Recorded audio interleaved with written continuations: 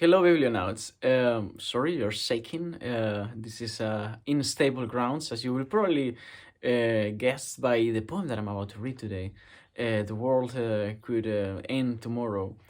Uh, I am reading. I'm working my way through Seamus Heaney's late poems in these selected poems that I came across on Glasgow, I think, when I was coming back from Scotland or something. I don't remember exactly when I got this, but I've been just looking into them because after having read Beowulf and his translation and finding his translation so good, I was curious about the guy, and I'm arriving at the conclusion that I like his work on translation more than his poems, especially when he is translating poems.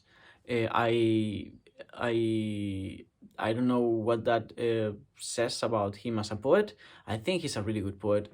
Even the poems of his that I have read that I did not particularly love um, had in them a couple of verses that I found incredibly quotable or super powerful. But today I'm reading some Heaney, but it's not a poem of his. It's an example of one of those extracts, or one of those poems that he translated. In this case, from one of the odes from Horace, and I think he wrote it after the the Twin Towers fell. I don't really know about the. I'm not really good at searching for historical context for poems or things like that. I just take them by face value. But I thought this was an amazing poem. If you have this edition, it's in 148. It's Anything Can Happen, and it's written after Horace Odes 1 to 34. So I just read it because I actually love this poem already. I agree with its main premise. It reminds me a little bit of when I read Hume for the first time, as surprising as that might sound to you. And yeah, I mean, this might end up in my poetry canon book. So there we go. Anything can happen. You know how Jupiter will mostly wait for clouds to gather head before he hurls the lightning? Well, just now he galloped his thunder, cart and his horses across a clear blue sky.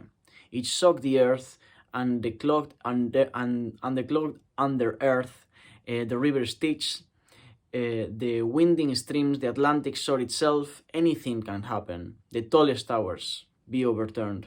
Those in high places daunted. Those overlooked regarded.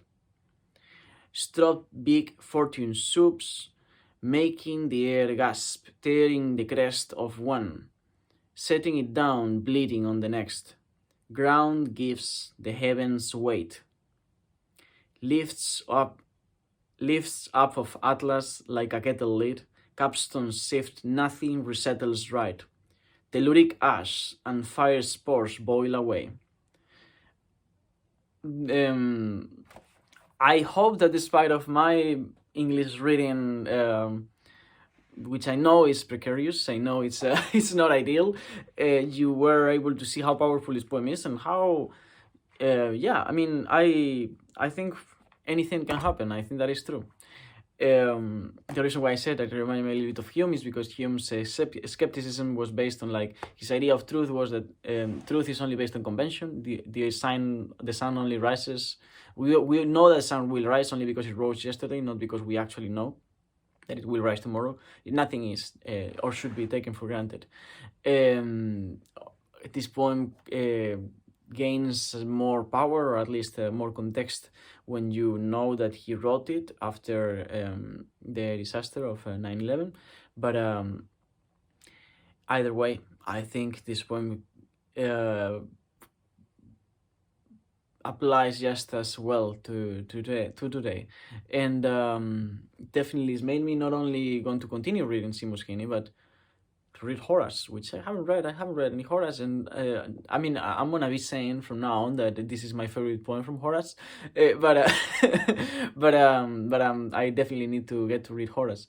I have a problem as well because it kind of pains me a little bit to read English translations of Latin poets and Latin writers.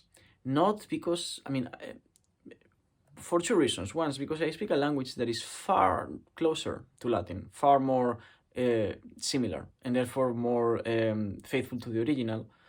And also because I kind of understand Latin. It's weird because I never studied Latin, but almost every time I read Latin, I know what it says.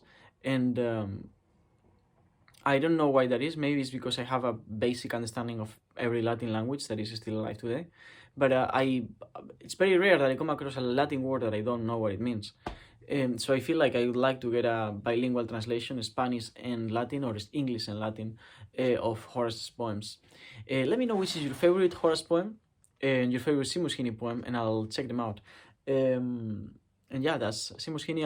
I'll make a next Poetry Thursday or something. I'll make it a point to read a few poems from this book. That's all. I'll see you on the other side. Thank you, Booktube.